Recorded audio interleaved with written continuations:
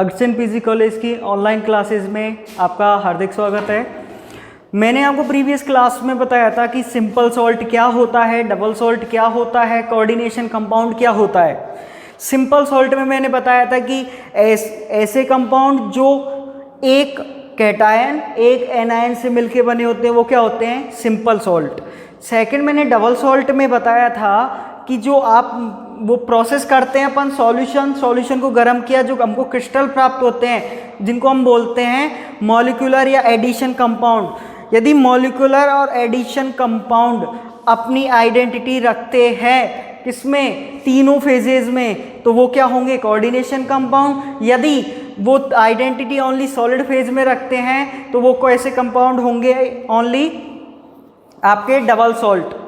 जैसे देखिए मैंने आपको एक एग्जांपल बताया था Ni, मैंने एग्जांपल क्या बताया था कि हमने शुरू में क्या डाला था, NiCl2, उसमें NH3 भी थी और वाटर भी था, ये तीनों चीज थी उसमें। और इसका इसमें NiCl2 मतलब Ni+2 के कारण उसका कैसा कलर था, ग्रीन कलर। फिर हमने उसको गर्म किया था, गर्म करने पर जो कैसे क्रिस्टल प्राप्त हुए, ब्लू क्रिस्टल।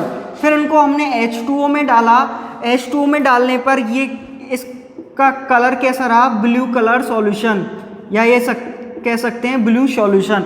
अब देखिए हमने यहाँ से इसको गर्म किया तो ये इसमें से H2O ही तो बाहर निकला। यदि हम इसका कलर ब्लू प्राप्त हुआ, वापस उसको H2O में डालने पर हमको प्राप्त तो कैसा रंग होना चाहिए था, ग्रीन, लेकिन प्राप्त कैसा हुआ, ब्लू। मतलब ये कलर मतलब सॉलिड स्टेट में जो इसका कलर है वो वही कलर इसका किस में है, इस वाली स्टेट में। कौन सी में, मॉल्टन स्टेट, या इसे क्या बोल सकते हो आप, लिक्विड स्टेट या सॉल्यूशन फेज। इन दोनों में सेम है, मतलब ये दोनों ही फेज में अपनी आइडेंटिटी रख रहा है, दोनों ही फेज में आइडेंटिटी रख रहा है। तो ये कंपाउंड जो यहाँ पर बना है ये कैसा होगा, कोऑर्डिनेशन कंपाउंड। कैसा होगा, कोऑर्डिनेशन कंपाउंड। यदि ये ब्लू कलर के क्रिस्टल प्राप्त होते और यहाँ पर हमको वापस कैसा कलर प्राप्त हो जाता, ग्रीन। कैसा कलर प्राप्त हो जाता, ग्रीन। तो हम ये कहते कि ये जो कंपाउंड है, तो ये कंपाउंड यहाँ पर कौन सा कंपाउंड हो जाता, डबल सॉल्ट। कौन सा कंपाउंड हो जाता, डबल सॉल्ट। रीजन क्या है कि ये कंपाउंड सॉलिड स्टेट में तो ब्लू कलर में है और सॉल्यूशन फेज में ग्रीन कलर में है, मतलब दोनों ही फेज में अलग अलग है। मतलब इस फेज में तो अपनी आइडेंटिटी रख रहा है, इस फेज में अपनी आइडेंटिटी को लॉस कर देता है, तो ये क्या है, डबल सॉल्ट। ये मैंने आपको कल बताया था, ये तो अपना था कल का सिस्टम की क्या होता है डबल सॉल्ट, क्या होता है कोऑर्डिनेशन कंपाउंड, क्या होते हैं सिंपल सॉल्ट और मिक्स सॉल्ट। आज हम पढ़ेंगे रिप्रेजेंटेशन ऑफ कोऑर्डिनेशन कंपाउंड। क्या पढ़ेंगे, रिप्रेजेंटेशन ऑफ कोऑर्डिनेशन कंपाउंड। देखिए किस प्रकार रिप्रेजेंट कर सकते हैं हम कोऑर्डिनेशन कंपाउंड्स को।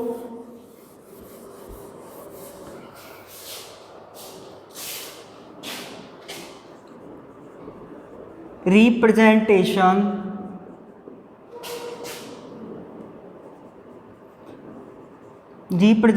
Of coordination compound. देखिए आपने एक तो इस प्रकार सुना होगा, इस प्रकार से लिखा हुआ देखा होगा कोऑर्डिनेशन कंपाउंड। दूसरा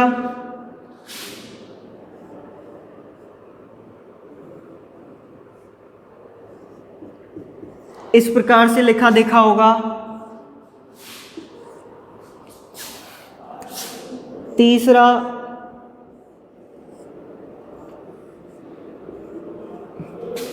इस प्रकार से लिखा देखा होगा। और लास्ट में एक ही बॉक्स में सारे एलिमेंट लिखे देखे होंगे। इस प्रकार से हम कोऑर्डिनेशन कंपाउंड का क्या करते हैं, रिप्रेजेंटेशन। क्या करते हैं, रिप्रेजेंटेशन। अब ध्यान रखना कि इसको क्या बोलते हैं, इसको क्या बोलते हैं। देखो ये तो दोनों ही एक जैसे बॉक्स हैं, तो इन बॉक्स को, जो ये इस प्रकार के बॉक्स जो कोष्टक में बंद हैं, उनको क्या बोलोगे आप, कोऑर्डिनेशन स्फीयर। क्या बोलोगे, कोऑर्डिनेशन स्फीयर।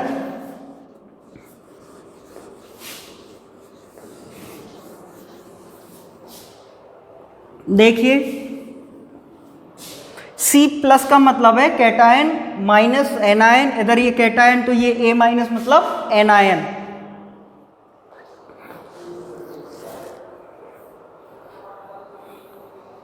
देखिए इसको क्या बोलेंगे,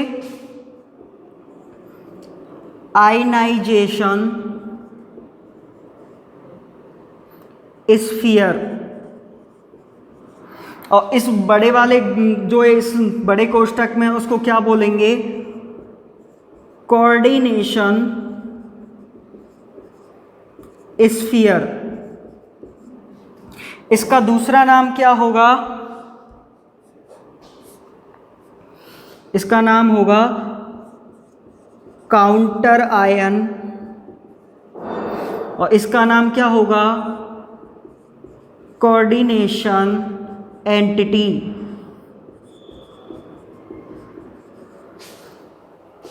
सेम इसमें ये आयनाइजेशन स्फीयर है, मतलब जो इस बड़े कोष्टक के बाहर का जो भी कुछ होगा, इसमें जो भी एटम एलिमेंट जो कुछ भी होंगे, वो सब किस में आते हैं, आयन स्फीयर में। और इस जो बड़े कोष्टक के अंदर है, उस जो वो किस में आते हैं, कोऑर्डिनेशन स्फीयर में। किस में आते हैं, कोऑर्डिनेशन स्फीयर में। यहां पर भी ये बड़ा कोष्टक है तो इसे क्या बोलेंगे, कोऑर्डिनेशन स्फीयर, और इसे क्या बोलेंगे, आयनाइजेशन स्फीयर। इसे क्या बोलेंगे, इधर इस side coordination entity, coordination entity. इसको क्या बोलेंगे, काउंटर आयन।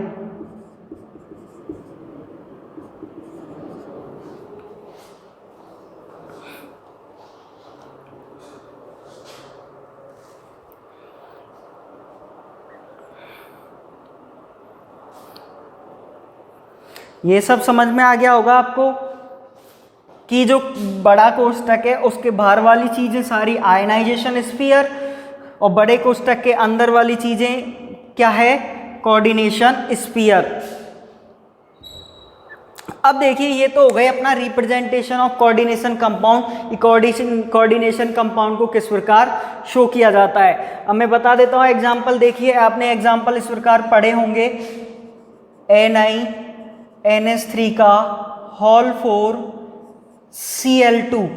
इसमें जो ये Cl2 है, ये तो किस में आता है, आयनाइजेशन स्फीयर, या इसको क्या बोलेंगे, काउंटर आयन। Cl को क्या बोलेंगे, काउंटर आयन। और कोऑर्डिनेशन एंटिटी क्या होगी आपकी, ये पूरी कंप्लीट कोऑर्डिनेशन एंटिटी, या इसको क्या बोलेंगे, कोऑर्डिनेशन स्फीयर। नेक्स्ट एग्जांपल देखिए,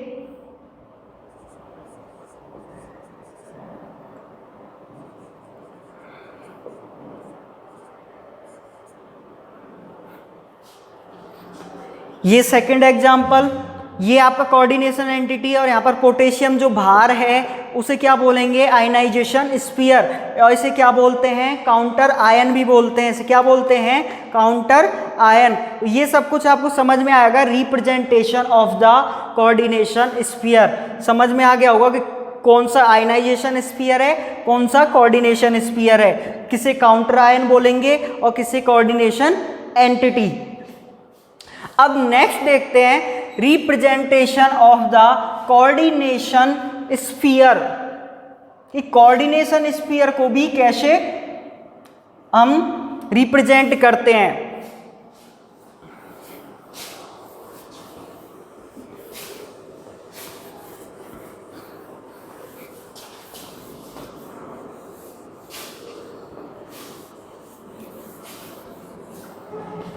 देखिए हम किस प्रकार रिप्रेजेंट करते हैं कोऑर्डिनेशन स्फीयर को। यहाँ पर हम लिखते हैं M L N, फिर ये हम बड़ा कोष्टक लगाते हैं और इसके ऊपर प्लस माइनस एक्स, इस प्रकार शो करते हैं। रिप्रेजेंट किस प्रकार करते हैं? M L N plus minus x. ये क्या है? Representation of coordination sphere. यहाँ पर M क्या है? M क्या होता है? Central atom. M क्या होता है? Central atom. L क्या है? यहाँ पर L है लिगेंड। क्या है? L ligand. N क्या है? Number of ligand. L क्या है? Number of ligand. X क्या है? चार्ज। क्या है X? चार्ज। ये सारी चीजें आपको पता होनी चाहिए। M क्या है, L क्या है, N क्या है, X क्या है। अब देखिए सेंट्रल एटम। सेंट्रल एटम क्या होता है? जो भी कोऑर्डिनेशन स्फीयर के अंदर जो भी धातु पाई जाती है वो क्या होती है? Central atom. और आपको पता है धातु कैसी होती है? पॉजिटिव चार्ज स्पीसीज होती है मोस्टली, क्योंकि इलेक्ट्रॉन देती है। धातु का काम क्या होता है? इलेक्ट्रॉन देना, मतलब पॉजिटिव चार्ज स्पीसीज। या हम ये कह सकते हैं इसके पास रिक्त डी कक्षक होते हैं। तो जब इसके पास रिक्त डी कक्षक है तो इसके साथ जुड़ा कौन है? लिगेंड। और लिगेंड का काम क्या होता है? इलेक्ट्रॉन डोनेट करना। क्या होता है? इलेक्ट्रॉन डोनेट करना। तो लिगेंड क्या होते हैं? वे सब्सटेंस या वे कंपाउंड या वे स्पीसीज जो सेंट्रल एटम को इलेक्ट्रॉन डोनेट करते हैं। क्या? सेंट्रल एटम को इलेक्ट्रॉन डोनेट करते हैं, क्या कहलाएंगे? लिगेंड। क्या लिख सकते हैं यहां पर इसकी definition? Those species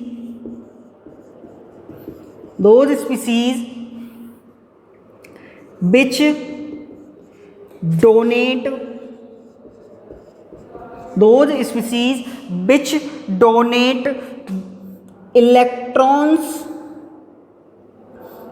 donate electrons to central atom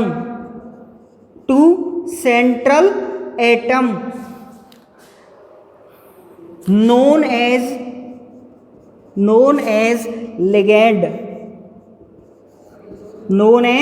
ligand। Way species जो सेंट्रल एटम को इलेक्ट्रॉन डोनेट करते हैं वो क्या कहलाएंगे? लिगेंड कहलाएंगे। अब यहाँ पर जो N है, N क्या है? नंबर ऑफ लिगेंड, मतलब कि कितनी संख्या में लिगेंडों की कितनी संख्या है या कितनी संख्या में लिगेंड उपस्थित है। X क्या है? चार्ज, कि इस पूरे कोऑर्डिनेशन स्फीयर पर कितना चार्ज है। और क्योंकि चार्ज पॉजिटिव भी हो सकता है, नेगेटिव भी हो सकता है, तो हमने इसलिए क्या लिखा है? Plus minus x. एक्स क्या है यहाँ पर? चार्ज। ये समझ में आ गया होगा आपको कि किस प्रकार हम रिप्रेजेंट करते हैं। ठीक है, देखिए सेंट्रल एटम पे आपने देखा कि सेंट्रल एटम इलेक्ट्रॉन एक्सेप्ट कर रहा है। ये क्या है? Electron acceptor. क्या है? Electron acceptor. और जब ये इलेक्ट्रॉन एक्सेप्टर है तो आपको पता है, आपने पढ़ा होगा, वे स्पीसीज जो इलेक्ट्रॉन एक्सेप्ट करती हैं क्या कहलाती हैं? Lewis acid. क्या कहलाती हैं? Lewis acid. तो इन्हें क्या बोल सकते हैं हम? Lewis acid. ठीक है, अब देखिए ligand. Those species which donate electrons to central atom is called ligand। मतलब ये कैसी स्पीसीज हैं? Electron donor. और जो स्पीसीज इलेक्ट्रॉन डोनेट करती है आपको पता है वो क्या होती है? वे स्पीसीज जो इलेक्ट्रॉन डोनेट करती हैं लेवाइस बेस होती हैं। तो ये किसकी तरह बिहेव करते हैं? लुईस बेस की तरह। किसकी तरह बिहेव करते हैं? लुईस बेस की तरह। ये आपका हो गया representation of the coordination sphere. अब हम पढ़ेंगे कोऑर्डिनेशन कंपाउंडों की सम बेसिक टर्मिनोलॉजी। हम क्या पढ़ेंगे? सम बेसिक टर्मिनोलॉजी, जिसमें आप पढ़ते होंगे समन्वय संख्या, कोऑर्डिनेशन नंबर क्या होता है, चार्ज क्या होता है, कीलेशन क्या होता है, कोऑर्डिनेशन पॉलीहेड्रा क्या होता है, ये सारी चीजें हम क्या पढ़ेंगे सम बेसिक टर्मिनोलॉजी में।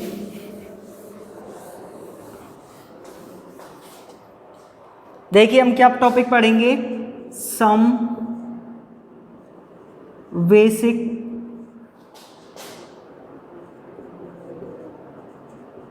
टर्मिनोलॉजी, और जिसमें फर्स्ट टर्मिनोलॉजी क्या है आपका, फर्स्ट है कोऑर्डिनेशन नंबर, कोऑर्डिनेशन नंबर। सबसे पहली बात ये कोऑर्डिनेशन नंबर है। अब कोऑर्डिनेशन नंबर रिलेटेड किससे होता है, पहले तो वो पता होना चाहिए। सर हम तो कॉम्प्लेक्स कंपाउंड आज तक पढ़ रहे हैं लेकिन पता ही नहीं है कोऑर्डिनेशन नंबर रिलेटेड किससे होता है। हम तो यही बोलते हैं कि कॉम्प्लेक्स का कोऑर्डिनेशन नंबर, ये कॉम्प्लेक्स का कोऑर्डिनेशन नंबर नहीं होता, ये होता है सेंट्रल एटम का कोऑर्डिनेशन नंबर, जिसे हम कॉम्प्लेक्स का कोऑर्डिनेशन नंबर बोल देते हैं। तो फर्स्ट क्या लिखोगे, it is the property, it is the property of central atom. ये किसकी प्रॉपर्टी होती है, सेंट्रल एटम की। किसकी प्रॉपर्टी होती है, सेंट्रल एटम की। नेक्स्ट पॉइंट क्या लिखोगे, इट इज द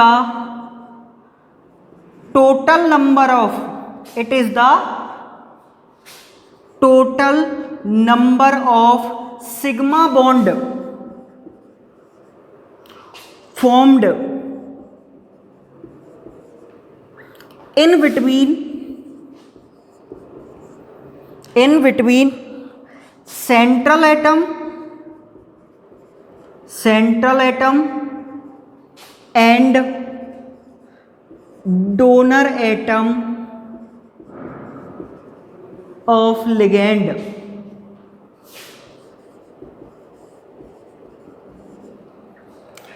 क्या होता है coordination number, it is the total number of sigma bond formed in between central atom and donor atom. अब देखिए ये कोऑर्डिनेशन नंबर क्या होता है कि सिग्मा बंधों की संख्या होती है जो सेंट्रल एटम और डोनर एटमों के मध्य बनते हैं।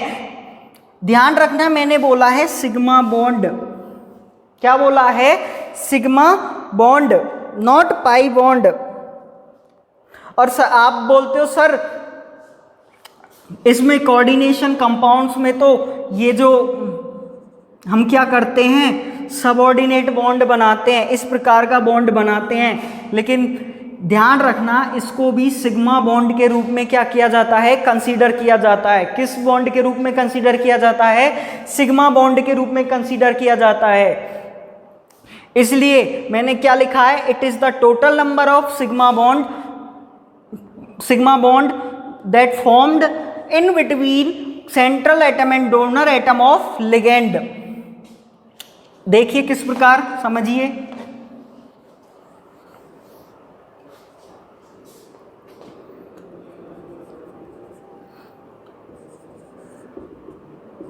हमने लिया था, आपको पता हो तो एग्जाम्पल क्या लिया था, NiNH4 का होल 4+2। अब देखिए हमारा यहाँ पर सेंट्रल एटम क्या है, सबसे पहले तो Ni, ये क्या है आपका सेंट्रल एटम। यहाँ पर लिगेंड क्या है, लिगेंड क्या है NH3। Total number of ligand कितने हैं, 4, चार्ज कितना है +2। अब देखिए Ni के साथ ये लिगेंड जुड़े हुए हैं, NH3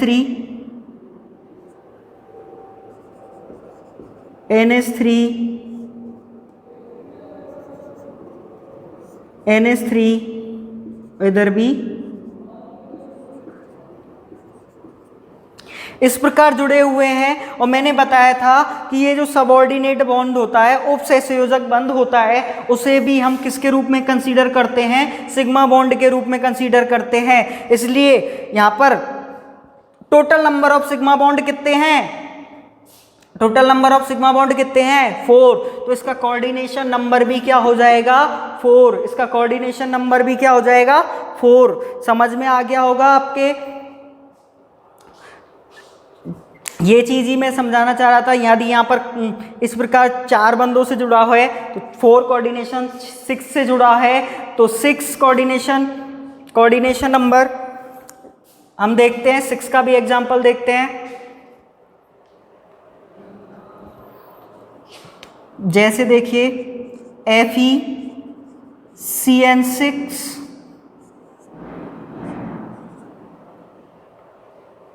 -3।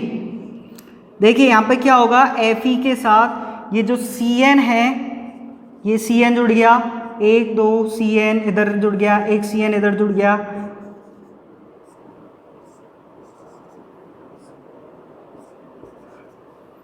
इस प्रकार Cn जुड़े हुए हैं। अब टोटल कितने Cn जुड़े हुए हैं इसमें 6 Cn।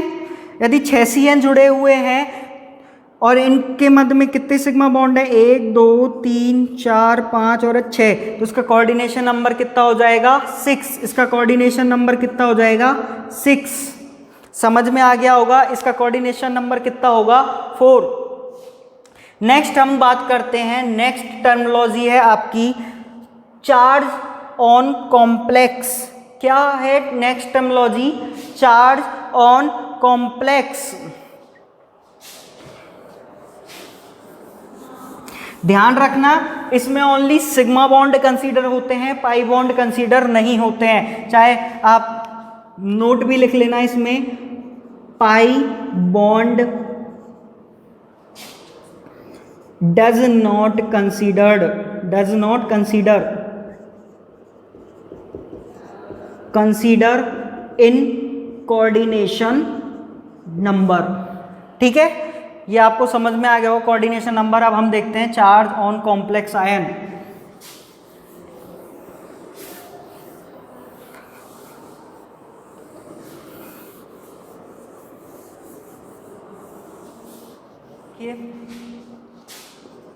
Charge on complex ion.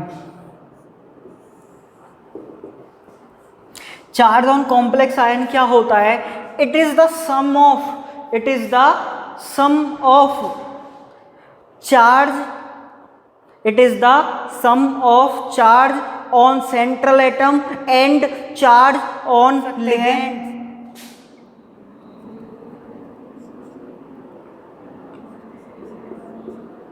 It is the algebraic sum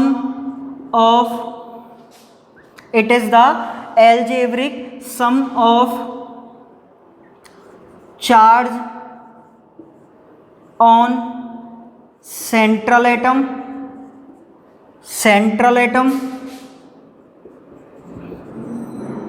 and charge on ligand।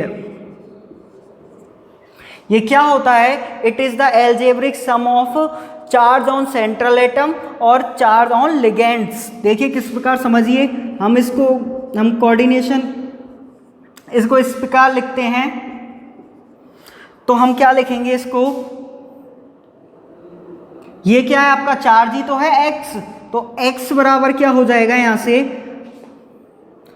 Oxidation state of central atom. क्या हो जाएगा, oxidation state of central atom plus total charge on ligands. इन दोनों को मिलाकर क्या बनेगा आपका x। क्या बनेगा x।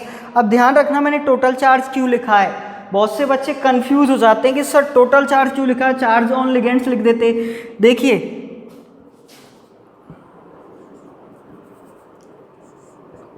FeCN6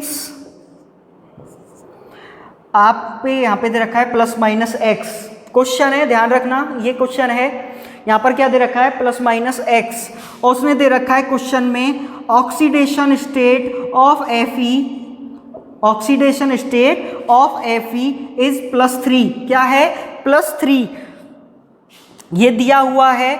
और ध्यान रखना, देखो इधर देखो यहाँ पर, यदि मैं ओनली लिख देता चार्ज ऑन लिगेंड, तो लिगेंड पर चार्ज तो कितना है, Cn पर -1 होता है, और -1 लिख देता तो आप क्या करते +3 -1 = +2, जो कि बिल्कुल ही क्या है गलत है, बिल्कुल ही क्या है गलत है। इसलिए मैंने क्या लिखा है टोटल चार्ज, मतलब ऑक्सीडेशन स्टेट कितनी है इसकी +3, टोटल चार्ज मतलब कितने लिगेंड हैं इस पर 6 लिगेंड, टोटल लिगेंड कितने हैं 6 लिगेंड 6 लिगेंड्स, और Cn पर कौन सा चार्ज होता है -1 चार्ज, तो टोटल चार्ज कितना हो गया 6 × -1 मतलब -6, क्या हो गया 6 × -1, और टोटल चार्ज कितना आ गया -3। तो इस कॉम्प्लेक्स को जब हम लिखेंगे तो किस प्रकार लिखेंगे FeCN6 -3, समझ में आ गया, चार्ज ऑन कॉम्प्लेक्स आयन। अब हम नेक्स्ट टर्मिनोलॉजी पढ़ेंगे कोऑर्डिनेशन पॉलीहेड्रा, क्या पढ़ेंगे कोऑर्डिनेशन पॉलीहेड्रा।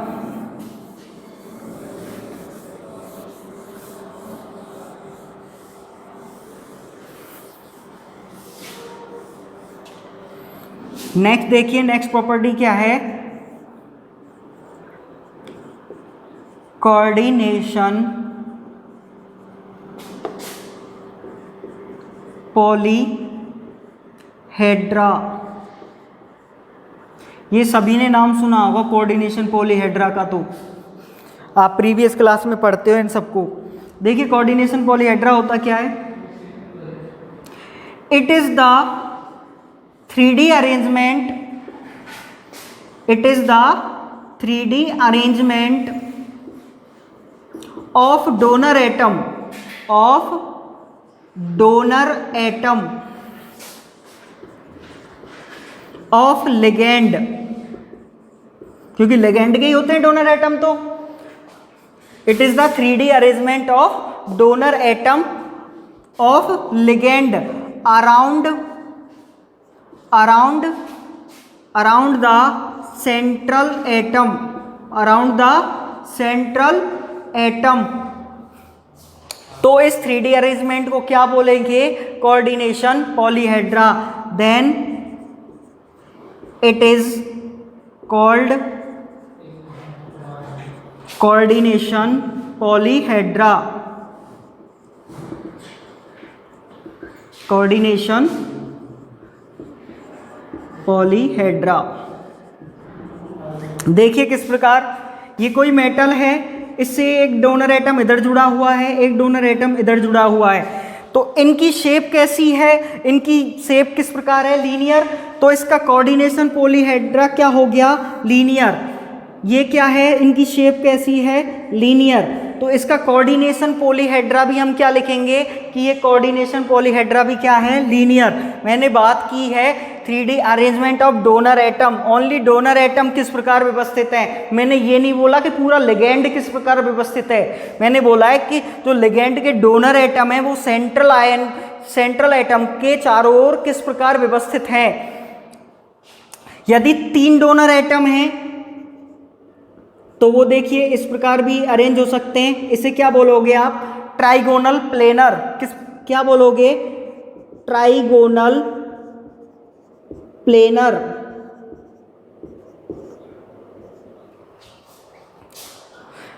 त्रिकोणीय समतल, इसे क्या बोलोगे रेखीय। ये समझ में आ गया होगा।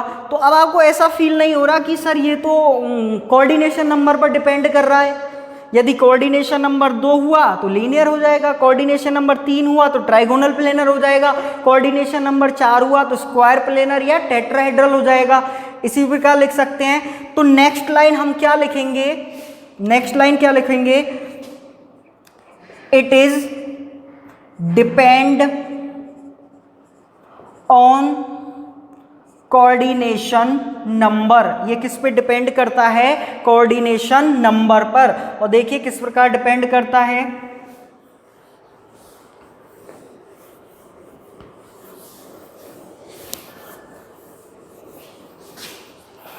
इधर क्या लिखोगे आप? Coordination number of complex ion. और इधर क्या लिखोगे? Coordination polyhedra. Coordination polyhedra. देखिए यदि कोऑर्डिनेशन नंबर होता है 2 तो कोऑर्डिनेशन पॉलीहेड्रा होता है लीनियर। किस प्रकार होता है? लीनियर, क्योंकि और कोई शेप बनती ही नहीं है। सेकंड, यदि कोऑर्डिनेशन नंबर हो 3 तो यहाँ पर क्या बनता है? Trigonal planar. क्या बनती है? कैसा पॉलीहेड्रा बनता है?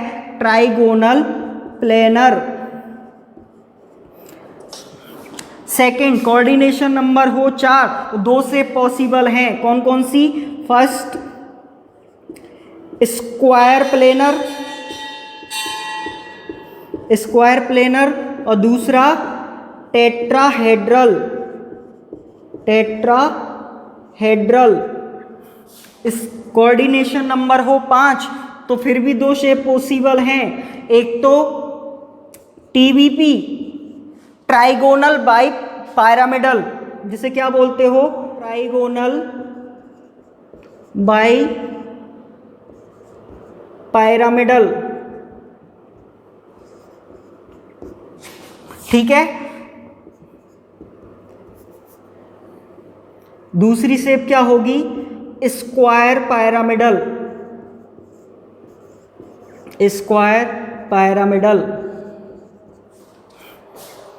यदि कोऑर्डिनेशन नंबर हो 6 तो क्या होगी शेप? ऑक्टाहेड्रल। क्या होगी? Octahedral.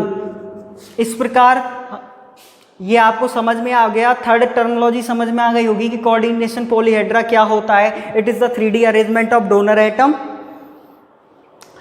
Around the central atom, कि सेंट्रल एटम के चारों ओर जो डोनर एटम है उनका अरेंजमेंट किस प्रकार है, वो क्या होता है? Coordination polyhedra.